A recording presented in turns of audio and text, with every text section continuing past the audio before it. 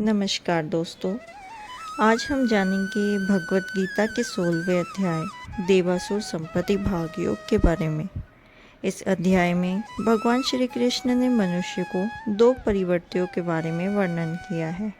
देवी संपदा जो हमेशा मोक्ष और शांति की ओर ले जाती है, और दूसरी आसुरी संपदा जो हमें बंधन और पतन की ओर ले जाती है। आइए विस्तार में समझते हैं इस अध्याय को। इस अध्याय में भगवान श्री कृष्ण ने बताया है कि मनुष्य के भीतर दो प्रकार की प्रवृत्ति होती है, देवी संपदा और असुरी संपदा।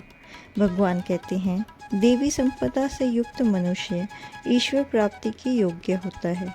इसमें सत्य और धर्म पर अडिग रहना, स्वच्छ विचार, निर्मल मन, इंद्रियों पर नियंत्रण, दूसरों की सहायता करना, पूजा, उपासना, अनुशासन और शास्त्रों का अध्ययन करना, सभी जीवों के प्रति दया, सत्य बोलना और क्रोध पर नियंत्रण, दूसरों की गलतियों को माफ़ करना, विनम्रता और संयम, न्याय के लिए दृढ़ रहना शामिल है। ऐसे गुणों वाला व्यक्ति सदैव ईश्वर की शरण में रहता है और अंततः मोक्ष को प्राप्त करता है। वहीं दूसरी ओर आसुरी संपदा वाले मनुष्य भटक जाते हैं और नरक के मार्ग पर चल पड़ते हैं।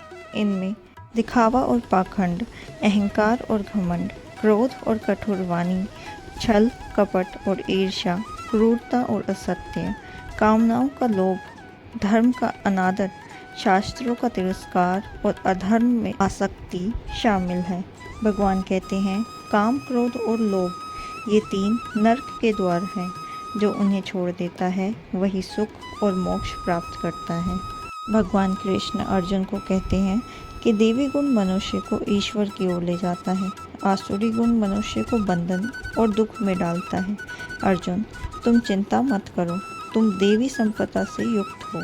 मनुष्य को हमेशा शास्त्रों के आदर्शों का पालन करना चाहिए। शास्त्र ही धर्म और अधर्म का सही मार्ग बताते हैं। अध्याय हमें शिक्षा देता है कि गुण और दोष ही हमारे जीवन की दिशा तय करते हैं। देवी गुण अपनाने से जीवन सफल हो जाता है और ईश्वर की शरण मिलती है। आसुरी गुणों से विनाश और पतन होता है। इसलिए हमें सदैव धर्म, संयम, करुणा और सत्य का पालन करना चाहिए। तो दोस्तों, यही था भगवत गीता का 16वां अध्याय देवासुर संपत्ति भाग योग। यह हमें सिखाता है कि हमें सदैव देवी गुणों को अपनाना चाहिए और आसुरी दोषों से दूर रहना चाहिए। देवी गुण ही हमें मोक्ष और सच्चे सुख की ओर ले जाता है। तो दोस्तों, अगर आपको ये साथ पसंद आया हो तो वीडियो को लाइक करें, शेयर करें और सब्सक्राइब करना ना भूलें। मिलते हैं अगले अध्याय में। जय श्री कृष्ण।